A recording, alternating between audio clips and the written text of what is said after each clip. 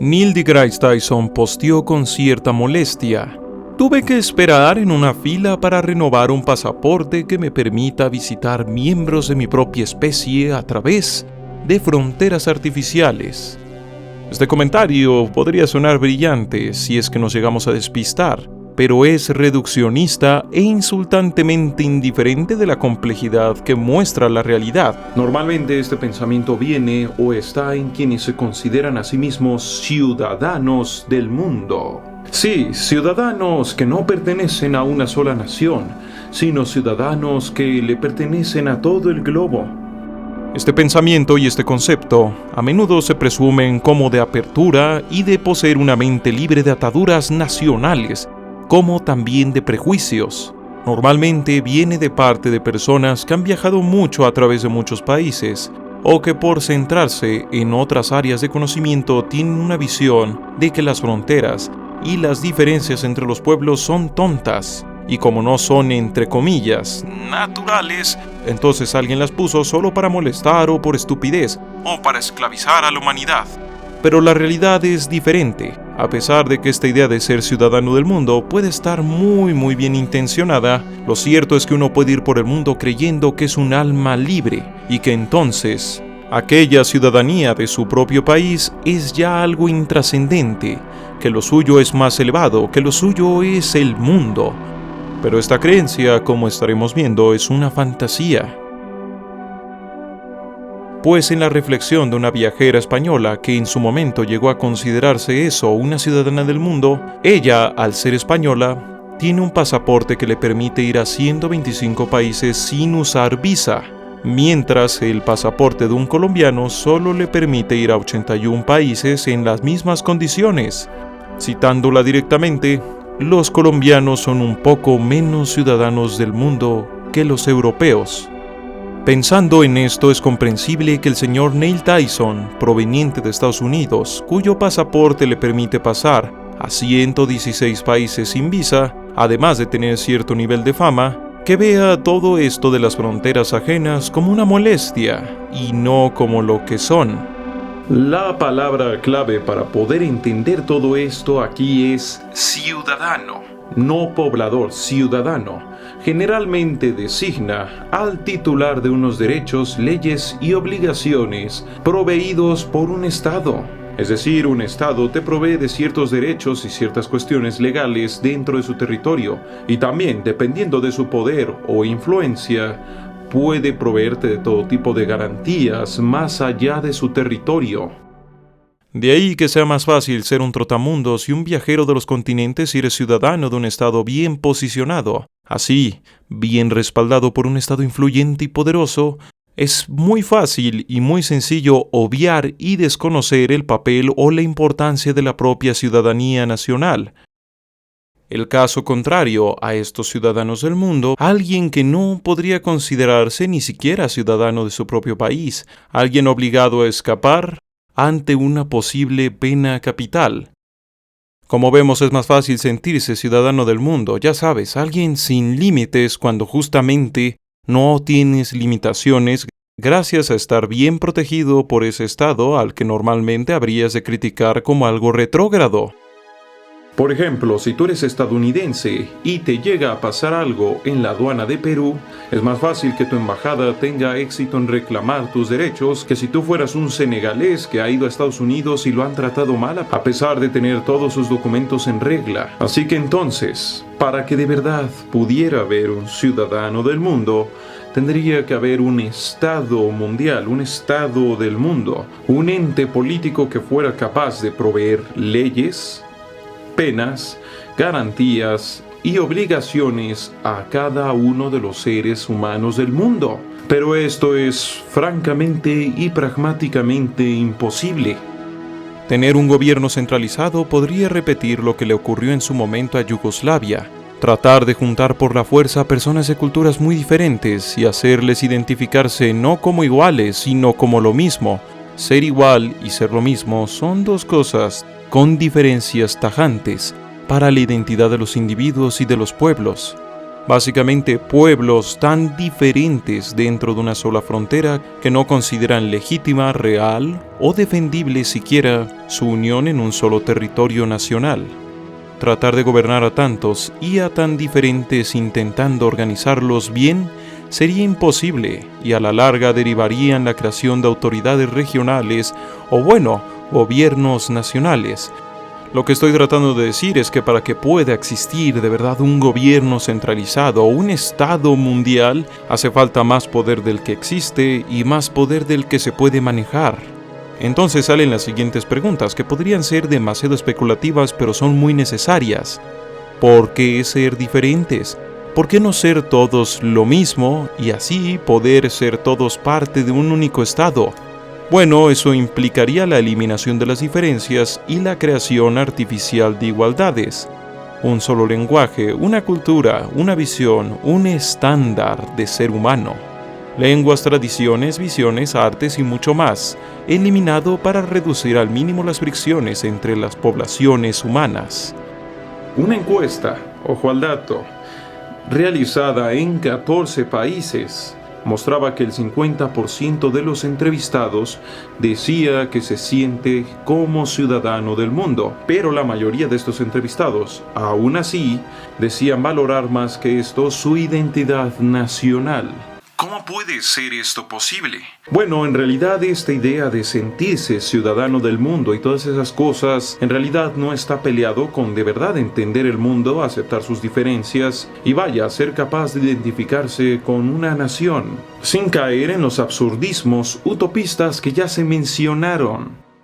Hugh Evans le da una definición más realista a eso de ser ciudadano del mundo, al decir que para hacerlo basta con identificarse como miembro de la raza humana, no con miras en sentirse como alguien más allá de las fronteras, sino como alguien que comprende que hay problemas compartidos por cada ser humano y que para solucionarse, o siquiera para hacerles frente a tales, hace falta poder organizarse y cooperar en varios países en esfuerzos locales como regionales. Todo esto posibilitado por las nuevas capacidades de comunicarse con gente del mundo como jamás había ocurrido en la historia de toda la humanidad. Porque sí, hay que decirlo, no implica que el mundo esté formado por islotes herméticos donde no te puedas enterar ni relacionar con nada o con nadie de los diferentes horizontes que existen en el mundo.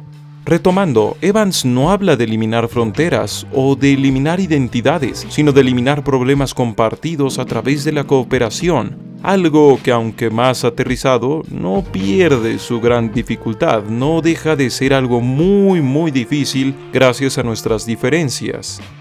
El mayor problema con la visión menos aterrizada y más fantasiosa de esto del ciudadano del mundo es que genera un problema que ya se está viviendo en las ciudades, el desarraigo. Básicamente el avance hacia un mundo de residentes, no de pobladores. Un poblador está establecido, es alguien que puede entender, sentir y preocuparse por la degradación social, económica y ambiental de su entorno. Un residente es simplemente alguien que vive en un lugar sin mayor atadura, un ente que se ve marcado por la movilidad y no por el establecimiento. Si su entorno presenta problemas, bastará con que se mueva a otro lugar y ya. No hay mayor importancia, no hay mayor problema, ni chico ni grande que no se resuelva mudándose a otra zona. Por esta razón, ciudades del mundo hoy son escenario de masas de ciudadanos solitarios y en constante mudanza. En un contraste social en donde quien puede huye a las zonas gentrificadas de la ciudad y quien no se queda a ser testigo de la decadencia y la lenta desintegración de su barrio. Básicamente la movilidad y el poco arraigo, a diferencia de cómo pasaba en otras eras, pasan a ser consideradas como virtudes. Esto de simplemente residir ahí a donde vas es que los problemas locales, los problemas más inmediatos pueden verse como algo tonto, algo pequeñito, algo en lo que no hay que centrarse, para, en vez de eso, prestarle más atención a problemas de países desarrollados, a problemas de otros países, o simplemente para excusarse diciendo que los problemas son tan increíblemente grandes que no vale la pena actuar localmente. Por poner un ejemplo, una persona vive en una comunidad donde la gente tira mucha basura en la calle sin ningún problema. Este residente ya es totalmente incapaz de sentirse preocupado por ese problema, después, en tan solo unos meses, habrá de mudarse a un barrio mejor.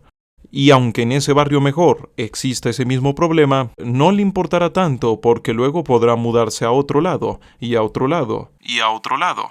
Lo que sí podría llegar a importarle es que Venecia se está hundiendo, o que el chocolate del mundo se va a acabar, y otros tantos problemas más que ve en las redes sociales o en los medios de comunicación tradicionales. Así que es lógico que en un mundo donde la mayoría vive en las ciudades, esta idea del ciudadano del mundo crezca para esa rama del desarraigo y turismo mundial, así como si cualquier tierra fuera como un departamento rentado más, un espacio transitorio que antes fue de otro y luego después de uno será de otro y luego de otro, un espacio por el cual no podemos sentir mayor importancia más que la de la residencia.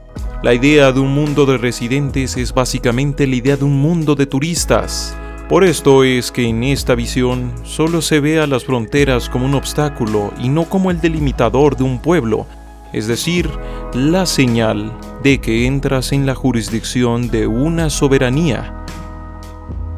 Hay el caso de Venecia, una ciudad que se está abocando enteramente al turismo, una ciudad donde cada vez hay más gente transitando las calles y cada vez menos poblando las casas. Todo esto, todo lo mencionado al momento, es lo que implica construir un lugar que pueda albergar a quien sea, pero solo albergar, más no ser un lugar donde puedas poblar. Básicamente todo esto es la tesis simple de la cibernética, un sistema completamente abierto o completamente cerrado perece. Todo esto porque la clásica experiencia turística, no tanto ese turismo que sí busca entender y ver los rincones de un país, así como también ese espíritu explorador que tienen algunos, son bastante incapaces de ver toda la amplitud del mundo, toda la amplitud de la experiencia humana, con todos sus matices, con todos sus dolores, con todas sus virtudes. No, la experiencia humana va mucho más allá de lo que vemos cuando somos turistas. Es bastante más fácil sentirse seguro, sentirse con las puertas del mundo abiertas, cuando vamos por el mundo como turistas, cuando vamos por el mundo con buenos recursos. Es muy fácil sentirse así, como de que no hay barreras, de que no hay realmente una necesidad, de que tú te sientas digno, soberano de un territorio, o poblador soberano de un territorio, cuando ahí a donde vas se te recibe con las manos abiertas. Muchos de estos que insultan y consideran retrógrado esto de sentirte arraigado a un país, de sentirte poblador soberano de un territorio, toda esa lógica de hecho es bastante insultante con todas las personas que por razones de una dictadura, de una crisis, de una guerra, de mil cosas más, se ven obligadas a emigrar, a exiliarse, a huir y demás, donde claramente no necesariamente se practica su cultura, y donde ellos, por lógica diplomática, por lógica de agradecimiento de ser bien recibidos, tienen que adaptarse a la cultura del lugar. Este choque cultural donde eres tú ante todo un pueblo con una cultura diferente es algo traumático, de lo que se han escrito cientos y cientos de libros. Yo diría ahí que es muy diferente ver al mundo como un extranjero que verlo como turista. No con todo. Aquí obviamente solo hablo de las experiencias clásicas de turismo. Al final, al mensaje de Neil Tyson, muchos contestaron cosas como: ¡wow! Tengo que tener paredes que me separen de miembros de mi especie cuando me baño en el hotel. Así de simple, pero también a la vez tan fácil de olvidar que tener delimitaciones y ser diferentes no es lo mismo que odiarnos y buscar la guerra unos contra otros.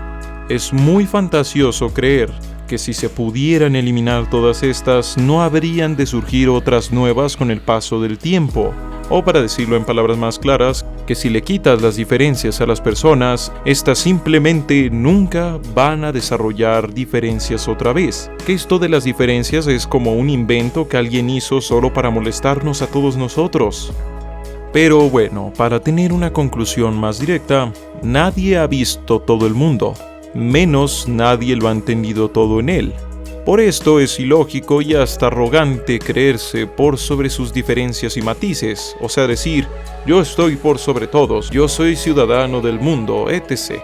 Sin embargo, no necesitas ver el mundo, ni siquiera comprenderlo para sufrir las consecuencias de problemas globales. Así que por lo menos tomar en cuenta la escala mundial y no solo la local es necesario a medida que los problemas de la humanidad se hacen más y más duros como complejos.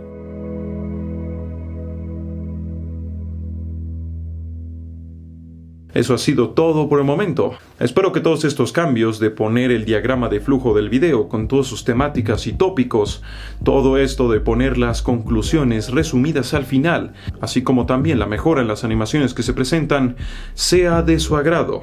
De verdad, eso espero. Si te ha gustado este video, compartirlo, comentarlo y puntuarlo sería de gran ayuda. Déjame en los comentarios qué otra idea social consideras que está mal empleada, que está mal entendida o que es simplemente absurda. Me gustaría leerlo. Bueno, sin más por un momento, se despide César Hernández, también conocido como esquizofrenia natural. La realidad es frágil.